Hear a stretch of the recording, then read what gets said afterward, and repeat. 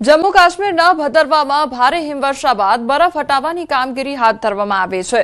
Border rods organisation પર્યટન સ્થળ ગુલદંડા સુધી કનેક્ટિવિટી પુનઃસ્થાપિત કરવા બરફ હટાવવાનું કામ કરી રહ્યા છે, ત્યારે સ્નો કટર અને ભારે મશીનરીથી સજ્જ બીઆરઓની ટીમ યુદ્ધના ધોરણે બરફ હટાવી રસ્તો ખુલ્લો કરવાની કામગીરી કરી રહ્યા છે। રસ્તો ખુલ્લો થતાં ફરી પરિસ્થિતિ સામાન્ય થશે અને પ્રવાસનને વેગ મળશે। હિમવર્ષા બાદ રસ્તો બંધ થતાં સ્થાનિકો તેમજ પ્રવાસીઓને હાલાકીનો સામનો કરવાનો વારો આવ્યો હતો।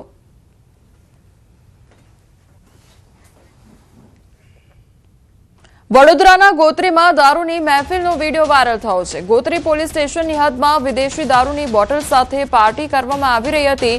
પોલીસના કોઈ ડર વિના સોશિયલ મીડિયા પર દારૂ પાર્ટીનો વીડિયો અપલોડ થયો। વાયરલ વીડિયોમાં ડાન્સ સાથે દારૂ પીતા નબીરાઓ નજરે પડ્યા છે, તો વાયરલ વીડિયોની ન્યૂઝ 18 ગુજરાતી પુષ્ટિ કરતું નથી। તો દારૂ સાથે મહેફિલ માણવામાં આવી રહી હોય તે પ્રકારનો આ વીડિયો સામે આવ્યો છે। ગોત્રીનો આ વીડિયો હોવાનું માનવામાં આવી રહ્યું છે, તે અંગેનો વીડિયો વાયરલ થયો છે। સોશિયલ મીડિયા પર દારૂ પાર્ટીનો આ વીડિયો વાયરલ થયો છે, તો વાયરલ વીડિયોની ન્યૂઝ 18 ગુજરાતી પુષ્ટિ કરતું નથી। તો ડાન્સ સાથે દારૂ પીતા નબીરાઓ નજરે પડ્યા છે અને તે અંગેનો જે વીડિયો છે તે સોશિયલ મીડિયા પર વાયરલ થયો છે। સંવાદદાતા હાર્દિક અમારી સાથે જોડાઈ ગયા છે। હાર્દિક, દારૂની મહેફિલ માણવામાં આવી રહી છે, શું અપડેટ આખી ઘટનામાં? બિલકુલ જો સંસ્કારી નગરીના સમાચાર તમે ભૂતકાળમાં પણ જોયા છે કે અહીંયાથી મોટી માત્રામાં દારૂનો જથ્થો ઝડપાય છે અથવા તો દારૂના નશામાં નબીરાઓ બેફામ બને છે। ત્યારે આ પૈકીનો જે આ કિસ્સો કહી શકાય, અહીંયા તો નબીરા એ હદ બેફામ બન્યા છે કે તેઓ માથા પર દારૂની બોટલ મૂકીને ડાન્સ કરી રહ્યા છે અને પોલીસને જાણે પડકાર ફેંકતા હોય તેમ આ પ્રકારની જે કરતૂત છે તેનો વિડીયો સોશિયલ મીડિયા પર અપલોડ કરી રહ્યા છે। ત્યારે આ દ્રશ્યો જોઈ શકાય છે કે ગોત્રી પોલીસ સ્ટેશન જે છે તેની હદમાં આ વિડીયો બનાવવામાં આવ્યો છે અને એની હદમાં જ આ દારૂની મહેફિલ છે તેનું આયોજન કરવામાં આવ્યું હોવાનું અત્યારે સૂત્રોના હવાલેથી માહિતી મળી રહી છે। ત્યારે આ વિડીયો વાયરલ થઈ લગભગ 12 કલાક જેટલો સમય વીતી ગયો છે, પરંતુ હજુ સુધી પોલીસ પાસે આ વિડીયો કેમ નથી પહોંચ્યો તે સૌથી મોટો સવાલ છે।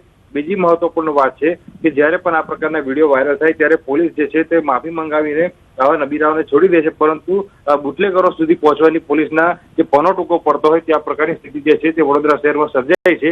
એટલે ચોક્કસથી આ પોલીસ જે છે તે બુટલેગરો સામે આંખ આડા કાન કરતી હોય અને આવા નબીરાઓને માત્ર માફી મંગાવીને સંતોષ માનતી હોય તેમ લાગી રહ્યું છે। જે હાર્દિક, આપ જોડાયેલા રહેજો અને અપડેટ પણ લેતા રહીશું। વડોદરામાં રિક્ષાનો અકસ્માત સર્જાયો અને અકસ્માતની ઘટના સીસીટીવી કેમેરામાં કેદ થઈ છે। પાદરા રોડ પર કંપનીના ગેટ પાસે અકસ્માત થયો હતો। ચાલકે કાબુ ગુમાવતા રિક્ષા પલટી ગઈ હતી। રિક્ષામાં સવાર 3 લોકો નીચે પટકાયા હતા। 3 લોકોને નાની મોટી ઈજાઓ પહોંચી છે। અકસ્માત થતા કંપનીના કર્મચારીઓ મદદ માટે દોડી આવ્યા હતા। તો અકસ્માતની આ ઘટના સામે આવી છે કે જ્યાં રિક્ષાને અકસ્માત નડ્યો હતો અને આખી ઘટના સીસીટીવી કેમેરામાં કેદ થઈ છે। તો કંપનીના ગેટ પાસે જ રિક્ષા ચાલક દ્વારા કાબુ ગુમાવવામાં આવ્યો હતો।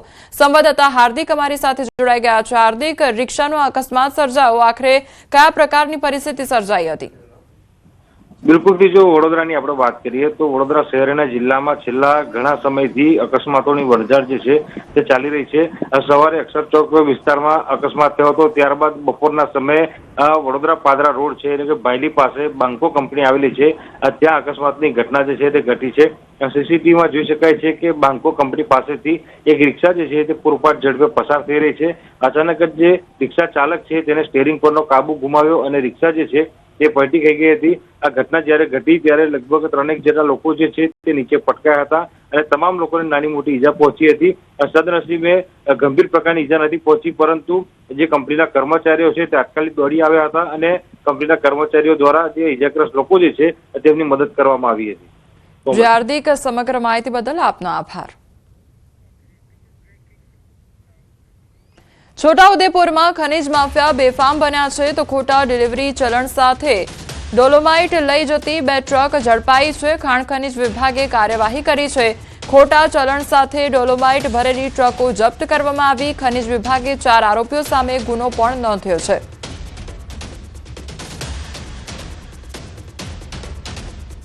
લોકેશ ગ્રેન્ડિંગ ઇન્ડસ્ટ્રી અને પૂજા ઇન્ડસ્ટ્રીની જૂની રોયલ્ટી ઉપર સુધારા ઉધારા કરી અને નવી રોયલ્ટી બનાવી તેનો ખોટી રોયલ્ટીનો સાચા રોયલ્ટી તરીકે ઉપયોગ કરવાની હકીકત સામે આવેલી। જે હકીકતના આધારે રોયલ્ટી ઇન્સ્પેક્ટર તેમનું રોજકામ કરી અને પ્રાઇમરી તપાસ કરી ગઈકાલ તારીખે અત્રે વખતે કુલ 4 આરોપીઓ વિરુદ્ધમાં ગુનો દાખલ કરવા માટેની ફરિયાદ આપેલી છે. વડોદરાના નાર્કોટિક્સ કેસમાં એસઓજીના એએસઆઈની ધરપકડ કરવામાં આવી છે. તો એએસઆઈ લક્ષ્મીકાંત દેસાઈની સ્ટેટ મોનિટરિંગ સેલે ધરપકડ કરી છે. 15 દિવસ અગાઉ એસએમસીને માદક પદાર્થની બાતમી મળતા રેડ કરવામાં આવી હતી. વડોદરા રેલવે સ્ટેશન પરથી 240 ગ્રામ જેટલું હેરોઇન ઝડપાયું હતું અને આરોપી અમરીકસિંહ ઉર્ફે સોનુ સરવણસિંહ મલ્હીને ઝડપી પાડવામાં આવ્યો હતો. ત્યારે સમગ્ર મામલે તપાસમાં એસઓજીના લક્ષ્મીકાંત દેસાઈની સંડોવણી બહાર આવી. ડ્રગ્સની હેરાફેરી અટકાવવા કામ કરતી પોલીસની મૂવમેન્ટની જાણ પેડલરને આપતો હતો અને ડમી સિમવાળો મોબાઈલ વાપરતો હતો. તો ડ્રગ્સ પેડલર સાથે એક જ વર્ષમાં 125 વખત વાત પણ કરવામાં આવી હતી. અગાઉ ગેરકાયદેસર પ્રવૃત્તિને કારણે કચ્છમાં બદલી પણ થઈ હતી. સુરેન્દ્રનગર જિલ્લાના થાન તાલુકાના જામવાડી ગામે પોલીસ અને પીજીવીસીએલની સંયુક્ત ટીમ દ્વારા મેગા સર્ચ ઓપરેશન હાથ ધરવામાં આવ્યું હતું. ચેકિંગ દરમિયાન 57 ગેરકાયદેસર વીજ જોડાણો મળી આવતા અંદાજે 80 લાખ રૂપિયાથી વધુની વીજ ચોરી ઝડપાઈ હતી. ગેરકાયદેસર ખનન, કાર્બોસેલના કુવાઓ તેમજ ગુનાહિત ઇતિહાસ ધરાવતા ઇસમો સાથે સંકળાયેલા સ્થળોએ તપાસ કરી અનેક વાહનો ડિટેઇન કરવામાં આવ્યા હતા. આ કામગીરીમાં 250થી વધુ પોલીસ અને 50થી વધુ પીજીવીસીએલ કર્મચારીઓ જોડાયા હતા. જેના પગલે ગેરકાયદેસર પ્રવૃત્તિ કરનારાઓમાં ફફડાટ ફેલાયો છે.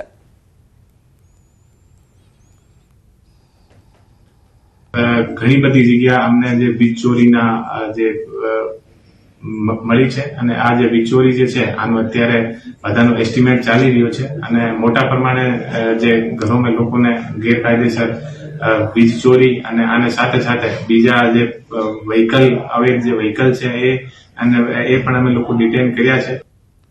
છોટાઉદેપુર જિલ્લાના ગ્રામ્ય વિસ્તારના આદિવાસીઓ દ્વારા ઈંદના ઉત્સવની ઉજવણી કરવામાં આવી. આદિવાસી લોકો લાખો રૂપિયાનો ખર્ચ કરી આનંદ ઉલ્લાસ અને આસ્થાપૂર્વક આ ઉત્સવ ઉજવે છે. જૂની પરંપરા પ્રમાણે ઈંદ અને પાનગા નવેમ્બર મહિનાથી લઈને ફેબ્રુઆરી મહિનામાં બુધવાર અને શનિવારના દિવસે જ ઉજવવાની પરંપરા રહી છે. કવાંટ તાલુકાના બેડિયા ગામના લોકો 90 વર્ષ બાદ દેવોના આયખાઓનું નવીનીકરણ કરવાનો નિર્ણય લઈ ગામના પ્રત્યેક પરિવારે ₹3500નો ફાળો આપી 15 લાખનો ખર્ચ કરી 10 દિવસનો ગામ ગોંધરીયો ઈંદનો ઉત્સવ ઉજવ્યો. તો આપને જણાવી દઈએ કે ગામની સીમમાં ખુલ્લા આકાશમાં અને પ્રાકૃતિક વાતાવરણની વચ્ચે સદીઓ પહેલાથી દેવોના આયખા સ્થાપિત કરવામાં આવેલા છે. જે દેવોના આયખા જીર્ણ અવસ્થામાં આવે ત્યારે ગામની અનુકૂળતા મુજબ બળવા પાસે પૂડી જોવડાવી અને વિધિવત રીતે આયખાઓનું નવીનીકરણ કરવામાં આવે છે. તેને દેવોની પેઢી બદલી તેમ કહેવામાં આવે છે. પેઢીઓથી જે પીઠી બદલવાની પ્રક્રિયા છે એ આજ રોજ બેડિયા ગામે આદિવાસી પરંપરા રીતિ રિવાજ મુજબ બેડીની પીઠી બદલવાની કાર્યક્રમ કરવામાં આવ્યો. જેમાં ગામના તમામ વડીલો, યુવાનો, મિત્રો, ભાઈઓ આ જે પીઠીનો જે પ્રોગ્રામ હતો એમાં ભાગીદાર બન્યા. પુરુષો અને સાથે મહિલાઓ પોતાની આદિવાસી વેશભૂષાઓમાં અહીંયા આવી સાથે વાદ્ય અને સંગીત જેમ કે ઢોલ અને વાંસળી જેવા વાદ્ય સંગીતના સાધનો લઈને એ લોકોએ જે નાચગાન અને જે પ્રવૃત્તિ અહીંયા રજૂ કરી છે એ પ્રવૃત્તિના આધારે જે આદિવાસી પરંપરા છે એનું સંરક્ષણ અને સંવર્ધન થાય એનો એક પૂરતો સફળ પ્રયોગ થાય એની એક કાર્યક્રમ સફળ બનાવવામાં ખૂબ મહત્વનો ભાગ ભજવ્યો છે. તો ગ્રામ્ય વિસ્તારોમાં ઉજવાતા ઈંદના ઉત્સવોમાં મહિલાઓની પણ સવિશેષ ભાગીદારી હોય છે. ઈંદના 10 દિવસના ઉત્સવમાં મહિલાઓ દેવોને રીઝવવા દેવી દેવતાઓના ગીત ગાય છે. તો પરંપરાગત વસ્ત્રો અને ઘરેણાં ધારણ કરી નાચગાન કરે છે. મહિલાઓએ જેટલું પુરુષોએ કામગીરી કરે છે એમાં ખૂબ સારો સહભાગી બને છે. મહિલાઓએ પોતાનું યોગદાન આપે છે. જ્યારે જ્યારે કંઈ પરંપરાગત રીતે પૂજા વિધિ કરવામાં આવે છે ત્યારે મહિલાઓએ એ વિધિમાં સામેલ થાય છે અને એ વિધિમાં જે કંઈ પરંપરાગત રીતે જે પૂજા વિધિ થાય છે એના ગીતો અને દેવોને રીઝવવા માટેના ગીતો. પોરબંદર જિલ્લામાં 226 વેટલેન્ડ્સમાં 2 દિવસીય પક્ષી ગણતરીનો પ્રારંભ થયો છે. સમગ્ર ગુજરાત અને દેશભરના 100થી વધુ પક્ષીવિદો દ્વારા 25 ટીમો બનાવી મહત્વના 17 વેટલેન્ડ્સની મુલાકાત લઈ હેડ કાઉન્ટ અને બ્લોક કાઉન્ટ પદ્ધતિથી પક્ષીઓની સંખ્યા અને પ્રજાતિઓનો અંદાજ લગાવવામાં આવ્યો છે. પોરબંદર જે સુરખાબી નગરી તરીકે ઓળખાય છે, દર વર્ષે લાખોની સંખ્યામાં વિવિધ પ્રજાતિના પક્ષીઓનું નિવાસસ્થાન છે અને શિયાળામાં વિદેશી પક્ષીઓ પણ અહીં મહેમાન રૂપે આવતા હોય છે.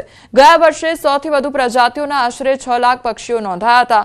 આ વખતની ગણતરીથી નવી પ્રજાતિઓ અને હાલની સંખ્યા જાણવા મળશે, જે દેશ વિદેશના પક્ષી પ્રેમીઓ માટે ખૂબ ઉપયોગી સાબિત થશે અને પોરબંદરના વેટલેન્ડ્સમાં પક્ષી જૈવ વિવિધતાને કાળજીપૂર્વક મોનિટર કરવા માટે મહત્વપૂર્ણ માહિતી મળશે.